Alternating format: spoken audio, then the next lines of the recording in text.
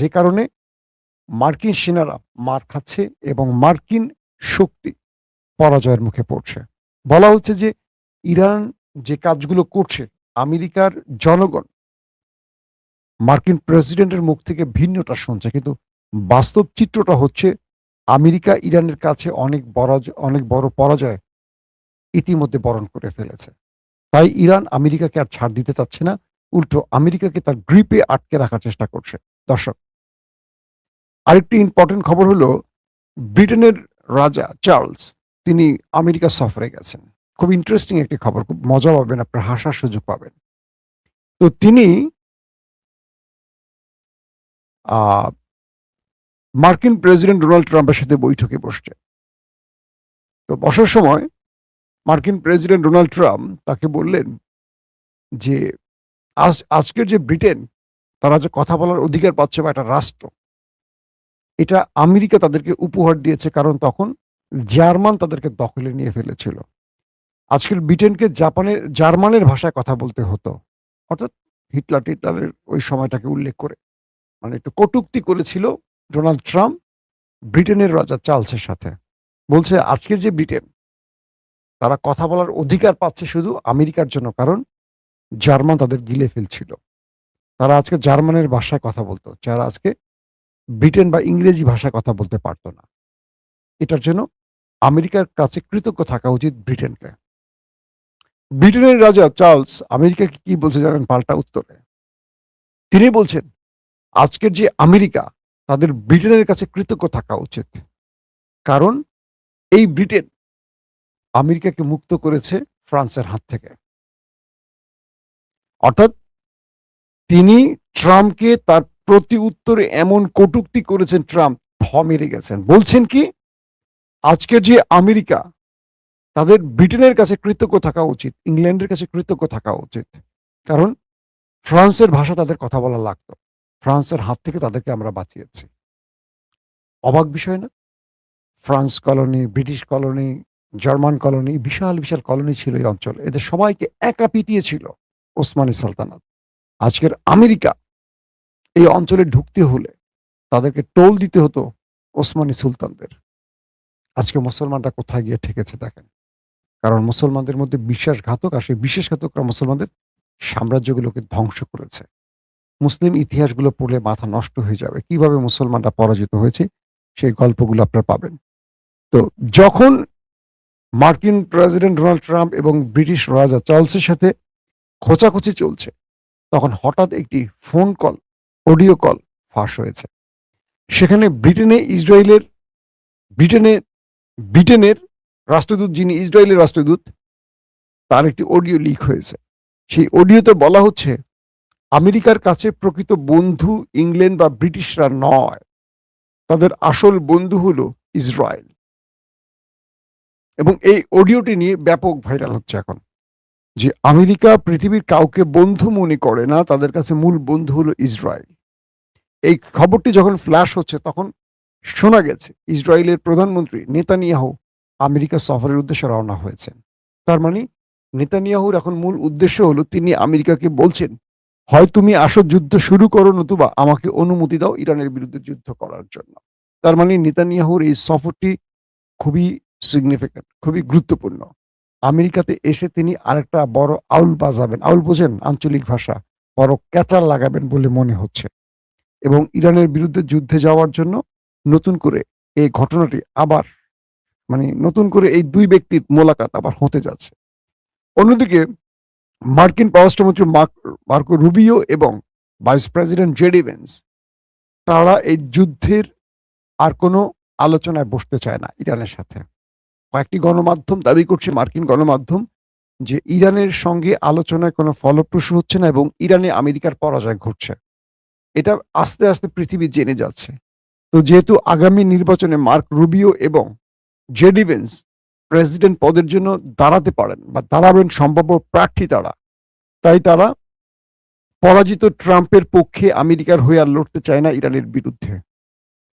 একটা কারণ এই আলোচনার মাধ্যমে ইরানের কাছ থেকে কিছু পাওয়া যাচ্ছে না এবং তারা পরাজিত ক্যাবিনেটের অংশ থাকতে চাচ্ছেন না, বা ট্রাম্প যেহেতু পরাজিত হচ্ছেন বলে তারা বিবেচনা করছেন, তাই তারা আর এই আলোচনায় বসতে চাচ্ছেন না। ২ নম্বর কারণ হলো এই আলোচনার কারণে ইসরায়েলের শত্রু হতে হচ্ছে তাদের। কারণ আমেরিকার প্রেসিডেন্ট কে হবেন এটা ঠিক করে দেয় ওই দেশটি। আপনারা কম বেশি সবাই জানেন। তো মার্ক রুবিও এবং জেডি ভেন্স তারা ইরানের সাথে আর আলোচনায় বসতে রাজি নন, এমন তথ্য দিয়েছে মার্কিন গণমাধ্যম। দর্শক, লাস্ট আরো কয়েকটি খবর আছে যে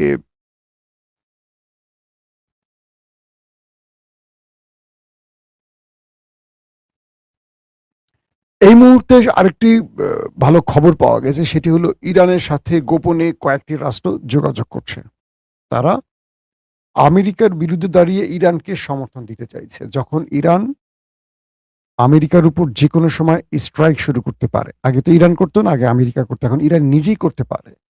তাই তারা বলছে যে আমরা ইরানের সাথে আলোচনা করতে চাই। যারা একসময় ইরানের নাম শুনতে পারতো না, ইরানের শত্রুতা করত, এখন তারা তেলের সংকটে পড়ে তারা এখন ইরানের কাছে আসছে এবং তারা গোপনে বিরুদ্ধে দাঁড়িয়ে আমেরিকার বিরুদ্ধে দাঁড়িয়ে তারা ইরানের পক্ষে দাঁড়াতে চাচ্ছে এবং তারা বলছে যে আমরা আমেরিকার পাশ থেকে চলে আসতে চাই, ইরান যদি আমাদেরকে বুকে টেনে নেয়। পাশাপাশি আরব রাষ্ট্রের মধ্যেও কিন্তু দ্বন্দ্ব শুরু হয়ে গেছে এমবিজেড এমবিএস এর মধ্যে, এবং এটা প্রকট হচ্ছে আমেরিকা কোনোভাবেই গালফ কান্ট্রিতে টিকে থাকতে পারবে কিনা এটা নিয়ে সংকট তৈরি হয়েছে। দর্শক, মার্কিন প্রেসিডেন্ট ডোনাল্ড ট্রাম্প ট্রুথ সোশ্যালে যে একটি পিকচার আপলোড দিয়েছেন তার হাতে বন্দুক নিয়ে, যেটা আমি আজকে আপনাদের একবার খবরে দেখিয়েছিলাম, আবারও দেখা, এটা নিয়ে আরো কিছু তথ্য আসছে আমাদের কাছে, সেটা একটু আপনাদের জানাতে চাই। আপনারা আমার স্ক্রিন দেখতে পাচ্ছেন, দেখতে পাচ্ছেন কি আপনারা?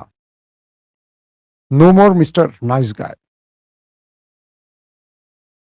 ট্রাম্প এই বক্তব্যটি দেখিয়ে বুঝিয়েছেন, সেটা তার ক্যাপশনও লিখে দিয়েছেন ট্রুথ সোশ্যালে। তিনি বলছেন আমি এতটা ভালো থাকবো না, হ্যাঁ, আমি